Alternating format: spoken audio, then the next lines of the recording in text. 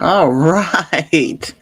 I think I have actually made it live. What a thought. All right, guys. I am Thesia Ellis, and you are listening to or watching This Grandma's Life. This is my podcast that gives me the opportunity to tell you some stories and what's going on my farm, my homestead, was what I'm thinking of, what I want to see happen, all the things. And this is episode 4, and I have named it Discouragement. And I won't lie, I've been struggling with a little bit of discouragement here recently. For one thing, keep telling people I was going to go live, and I haven't been able to go live. Um, I have figured out how to get rid of the glare off my glasses, and the setting that I had was told how to do it on. They changed when you update your computer, things change, and that setting no longer appears. And I have not been able to figure out how to update or get rid of the glare on my glasses. So I find that a little discouragement. And I've been having a little bit of a challenge with my pigs, and just different things. But I tell you all that because my quote of the day is, "You gain strength, courage, and confidence by every experience in which you really stop to look fear in the face." Eleanor Roosevelt.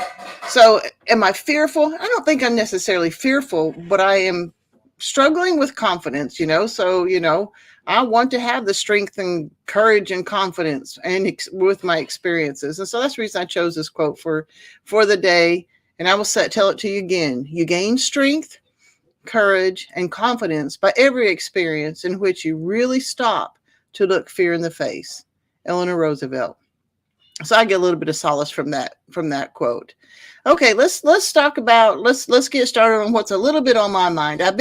This is part of my discouragement too, because I listen to a lot of podcasts. I don't take the time to watch a lot of videos anymore. I mean, every once in a while I do, but in general, I don't watch videos, but I listen to a lot of podcasts. And what I'm hearing, uh, some of the people I listen to are kind of doing disparaging remarks of other people's YouTube channels and all that other stuff. They're saying that they're fear mongers. What's going on in the world is and reason they're getting clicks and listeners and viewers and stuff is because they're playing on your fears. And I guess to an extent there are some of them who are doing that, but at the same time I can't help but feel that some of them feel so strongly about what they're seeing happening in the world that they are trying to get your attention to open your eyes and doing stuff. So I feel like it's kind of conflicting information. If you can tell me that things are kind of going crappy right now, and they are, think about it. We've got, even just around the world, you've got Russia, Iran, China, Taiwan, Ukraine, Poland. And I don't know if you know this, but recently they said that Canada and the U.S. do have boots in the ground in the Ukraine over this battle. So, and that's just around the world. And here in the United States, the Mississippi River is so far down that they can't even get barges up to get us the food and feed for animals and all that other stuff up the river. So we're having trouble with drought. Government policies that are hurting the economy and everything else in our country. The right versus the left, are we going towards civil war? There's some people I listen to that are swearing up and down that we are already in the middle of a civil war of a sort. They're thinking about what's going on in Europe and what is trying to happen here when they can't use because they're trying to do green energy and we can't even get fertilizer. Between the lack of fertilizer and the droughts that we've had, we're going to have some coming food shortages. I'm sorry, guys, that's just the way it's going to be. And the reason I say it that way is because so many people, you are either in one part of one camp where you think you've got it all under control and everything, and the others of you just don't care. It's not happening to you. You're not hungry yet, so you just don't care. And I have been spending a lot of time thinking about preparing for the next Great Depression. I'm not saying it's going to happen, but I'm not going to put my head in the sand and not say that it's going to happen. In some of the studies that I've done on it, I think I was a little bit astounded to learn that the last Great Depression lasted 10 years. So, and that's what brought me down this homesteading journey in a lot of ways, because 10 years is a long time. How can I feed my family over a 10-year period? If you think about it, okay, if you've got all the freeze-dried food, those buckets and stuff, how long is that going to last? Is your family going to really, I mean, they're going to eat it if they're hungry and stuff, but is it going to last for 10 years? What are you doing to prepare for your family for 10 years? And it may not, I think I've said this before, even only lasts 5 years. That's a long time, guys, so let's think about it. And then others of you are so wound up with thinking, well, you've got all your guns and ammo stuff. Now, I'm not saying that you don't need it, that you got to get rid of your guns and ammo. We need them for a variety of reasons, but I don't want you to just think that if things, well, basically, like one of them I was used to listen to, they would say that they're patiently waiting for the coming collapse. Well, what if it doesn't collapse? What if we just continue to limp along the way we've been doing, but still have to deal with the food shortages, still have to deal with gas shortages and all that other stuff? That the economy and everything else does not have to collapse for us to have a few things go wrong. And so the guns and ammo, you're not going to say, hey, I'm just okay, I've got my gun, I'll protect everything that I've got, and with my guns, and you can't come take my stuff. Well, if all you got is freeze-dried food and you've only got 6 months worth, what are you going to do after the 6 months? So I don't know. I think what I'm trying to say is I'm not trying to be fearmonger. I'm not a monger. I'm trying to help you to think of other ways of taking care of your family and taking care of yourselves. And what is it that you think that you can do? Okay, if you think that you can get through whatever's coming up with your buckets of freeze-dried food, if you think that you can get through with your guns and ammo and going to shoot anybody and protect yourselves and stuff, okay, that's fine too. But are you spending the mental energy into finding other ways to make sure that your family's going to be okay? And I've stated this before. The one thing that has stuck in my mind more than anything, and most of us have all heard Jack Spirko and know a lot of his stories. And he just mentioned it even again recently when he was talking about his grandpa. He's finding what those rat traps with the holes drilled in them, because they took these big old rat traps and screwed them to the trees to catch squirrels, because that was what they could eat, and of course they did the gardening and stuff like that too. And he'd asked, well, did it work? He goes, yeah, for a year or two, until there weren't any more squirrels to catch. So I think just that analogy alone has kind of followed me for the last few years to help me think, okay, what are you going to do? How can you take care of yourself? I lament almost every day that I really stink at gardening, but at the same time, I remind myself I don't like vegetables that much anyway. There's some things that you need vegetables and stuff for, but I keep trying. We use a lot of tomatoes. If I could grow tomatoes better and put them up, then I'd probably use them. But as far as eating lettuce and all that other stuff, I'm sorry, I'm just not a big vegetable eater. But that is why I'm raising birds and everything, and I keep trying to encourage Tom to go hunting, and so I just want you to think about what you do. Just like whenever you guys as preppers, you try to see what holes are in your plans, what are holes in your preps. That's the same thing with food too. What are your holes in your preparations to prepare for next Great Depression? And I'm not saying that it's coming up immediately. I'm not saying that's going to happen at all. I'm just saying, especially with the climate of things that are going on now, you need to put the mental energy into it. And if it was even if these things were not in place, there's nothing to ever say that there would never be a Great Depression. Be ready, be prepared, do what you can to take care of yourself and take care of your families. So do you think that's fear mongering? If what I'm telling you is fear mongering, I'm sorry that you feel that way. But at the same time, why do you think that is fear mongering? Why do you think that me telling you the truth, telling you how I feel about things, telling you to think of other ways to take care of your family, why would you think that is fear mongering? And so I have to admit, I've been a little bit discouraged on that, because what it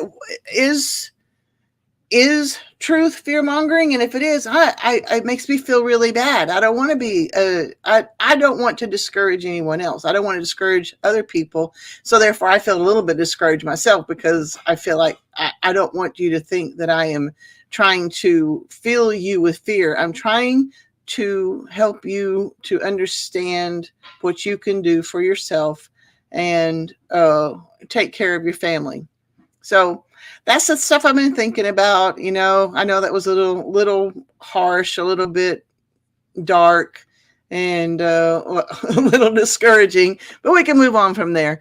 Let's go into the next segment, and it's called Farm Happenings. Okay. Oh, you guys know me. I've been working on my skirting. That it's just a pain in the butt. Well, I think I've got it this time. Tom and I worked on the skirting on Saturday in some outrageous wind, and we got the skirting in, but I think I figured out a system to make it pretty solid. I'm hoping so.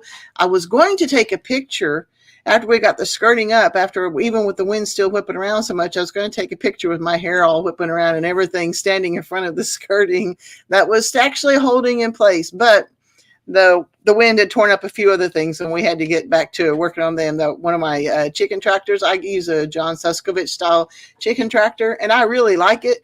But like when we have the wind like we do, I have to put blocks on the legs, and it just shredded the tarp on one of our chicken tractors that I had my pullets in, and so. I don't have that size of tarp, but I have another chicken tractor. So we just kind of pushed the two chicken tractors over next to each other, caught a bunch of chickens, pullets, and put them in the other one, and weighted that down. And we did some other stuff to secure the tarp on the other chicken tractor. And so far, so good. The wind has laid down quite a bit. And what the deal is a lot of times when we get this kind of wind, that means some sort of, rain or some other storm is coming through. And sure enough, finally, we got like a quarter of an inch of rain, I think, last week. But in general, we're way under on rain.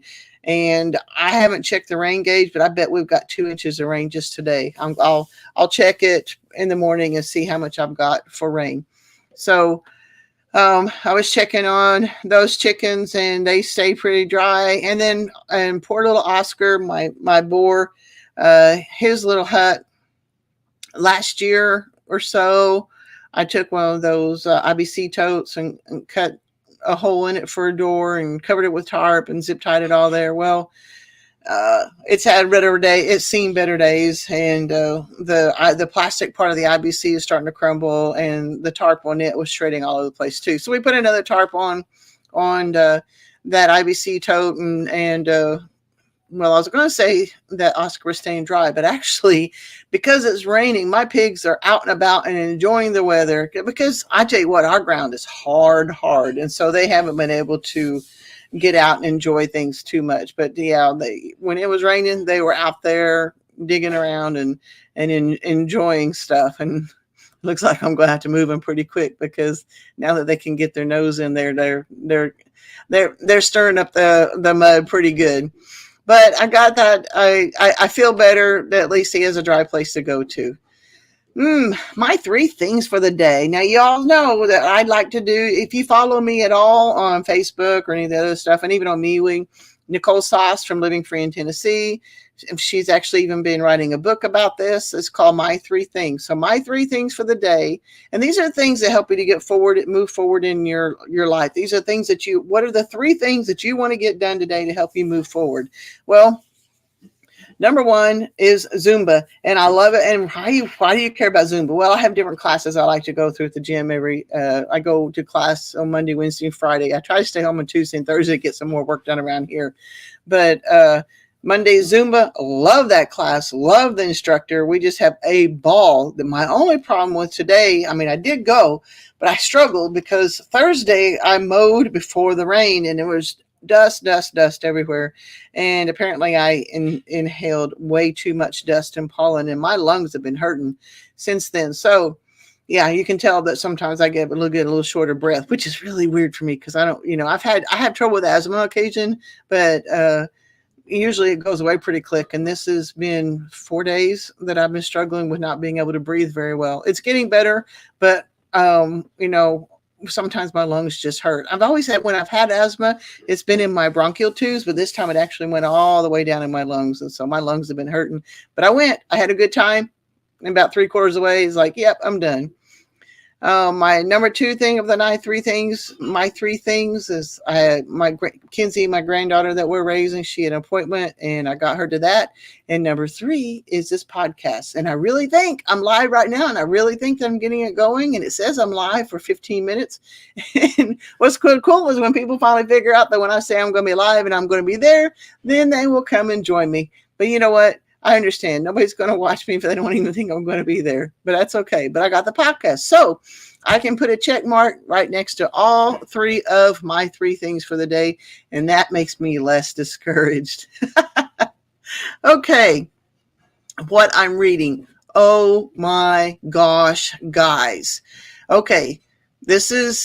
We all know Amy Dingman of A Farmer's Crime Alive. And if you don't, check her out. I love this woman. I got to meet her in person at the LF10. Okay, Living Free in Tennessee, at Nicole Sauce's Spring Workshop, and I got to meet her. And I had already bought her other book that she had put out, and it was called The Me You See. And she does psychological thrillers, and she gets into characters. Oh my goodness, she gets into characters. And like The Me You See was completely characters. Well, this one that just came out is called The Opposite of Gray, and it's got a lot of characters. It's in depth of characters and stuff too.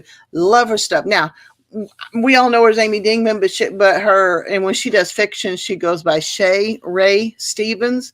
And so you've got to get this new book of hers called The Opposite of Gray. And I've got a couple of things marked to read. So, and it's kind of cool because I can read these to you, but it doesn't give away anything. So I can read it to you. But one of the things I like is descriptives, or what I call descriptives. When you read something and they describe it, you don't say, oh, well, the sun is yellow or something like that. When they describe something, you go, ooh, that brings it to life. And she does it not only with physical things, but she does it with what's going on in somebody's head. So, okay, here's the first one. The chatter swelled as more cartons were tossed, and Lily knew it was hard to see when she couldn't hear. So she pushed her way through the tangle of kids until she got to the edge of the crowd. It was quieter there. It made her eyes work better. And you think about that when you're a little kid and when it's quieter, your eyes work better. I don't know. I just thought that was pretty cool.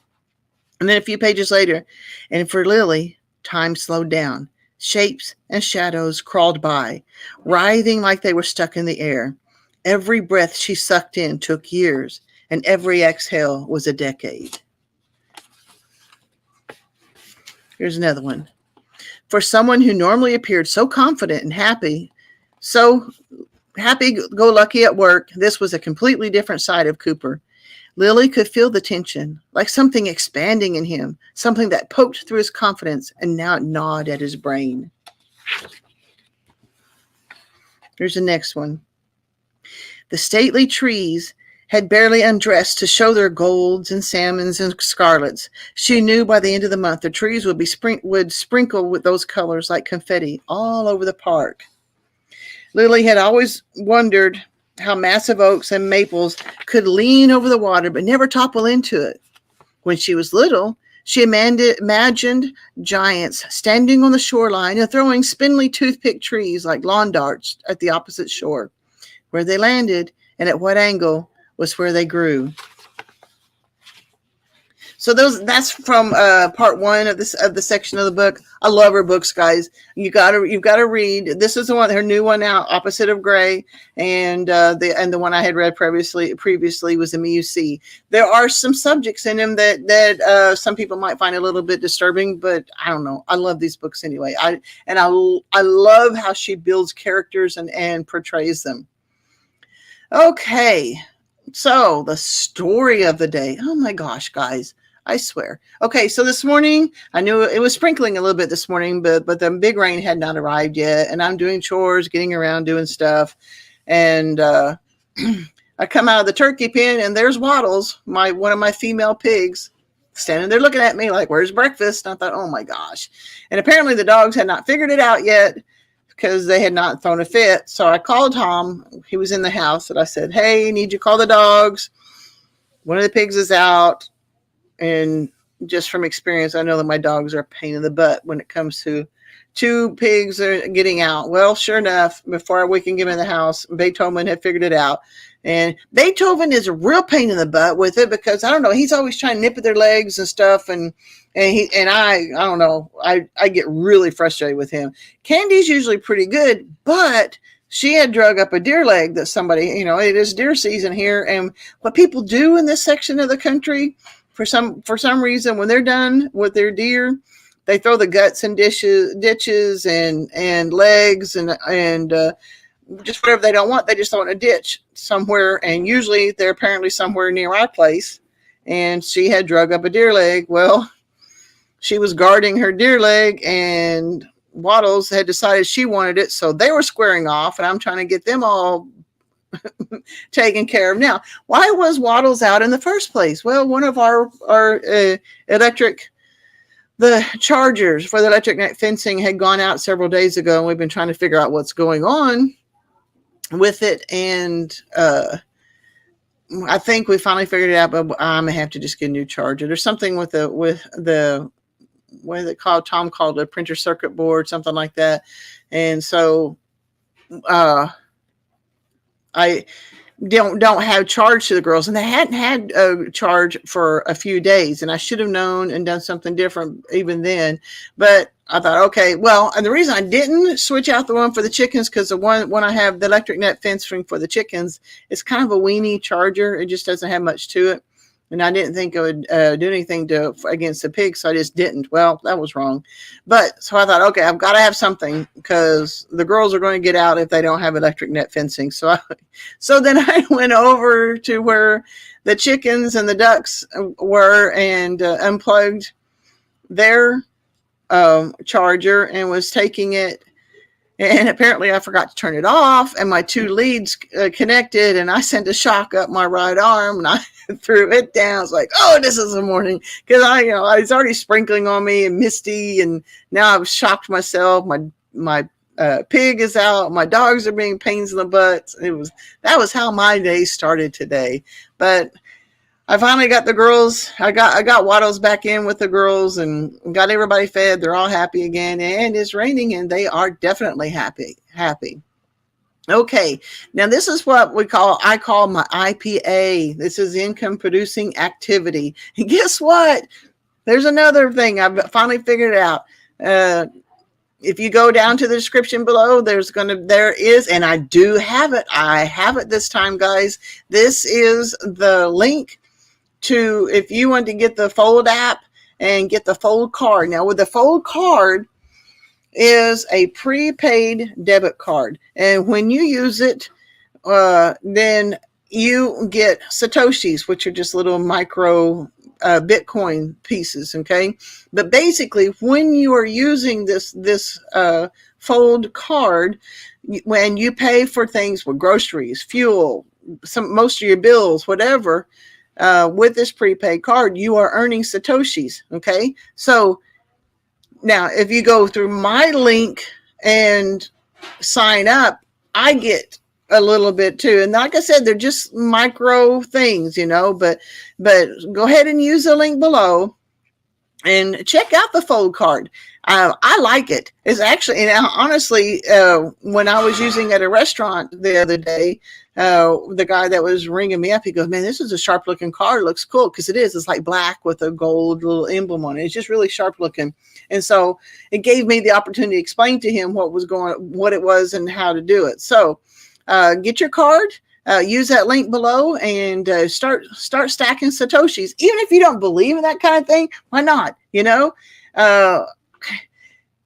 Even if you believe in fiat currency and gold and all that other stuff, always think of other ways of doing things, What's it going to hurt? Do something different. So get the Fold card, use the link below, and sign up and get started stacking Satoshis, as they say. All right, now I am on the creator of the day. All right, it's Amy Dingman, guys. I'm sorry. I love her books. Like I said, she goes by Shay Ray Stevens with her fiction books. She also does. Now she does go by Amy Dingman with her nonfiction books. I have not read them, and that's because I've got a whole mess of nonfiction books that I still have lined up to read. I have a tendency to read novels faster.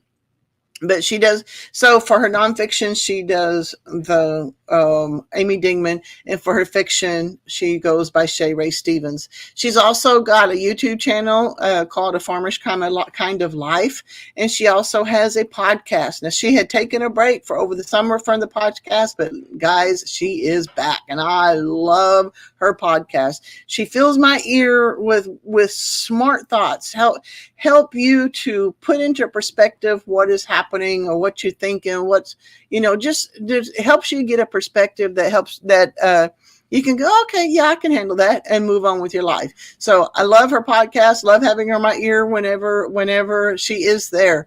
So that is my creator of the day. And I really do hope you can check her out. Okay, guys.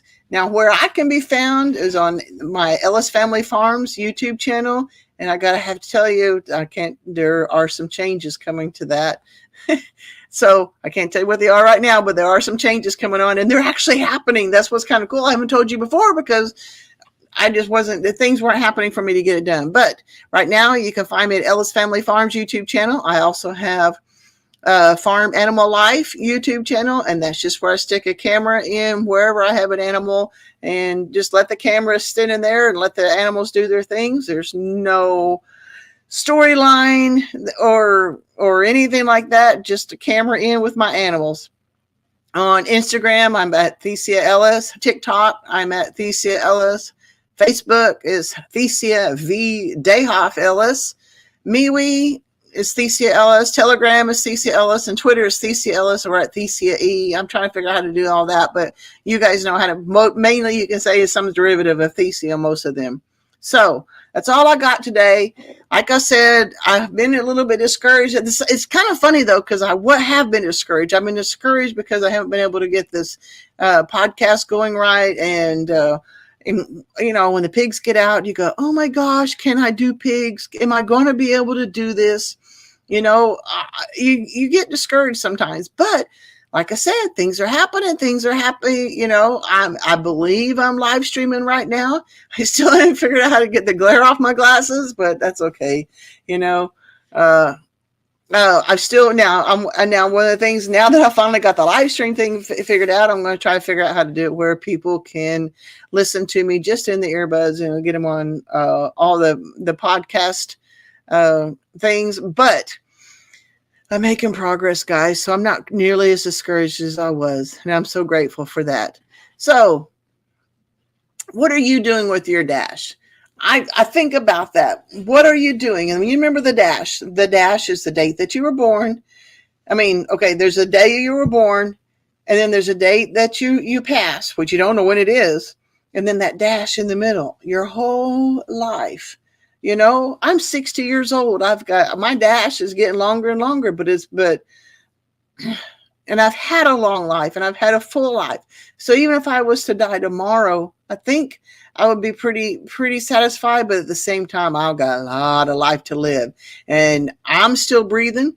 I'm still getting around, and I'm going to do the most I can with my dash. And I encourage you to, get up off the couch, guys. Get up off the recliner. Do things that move you, that encourage you to move toward a life that you really want. And live, guys. Live until you die. Don't be fearful. Don't be scared that the world's going to end, that you're going to have to stay, that you're going to have to protect everything with guns and all that other stuff. Prepare, think things through, and live. God bless, guys. I'll see you next time.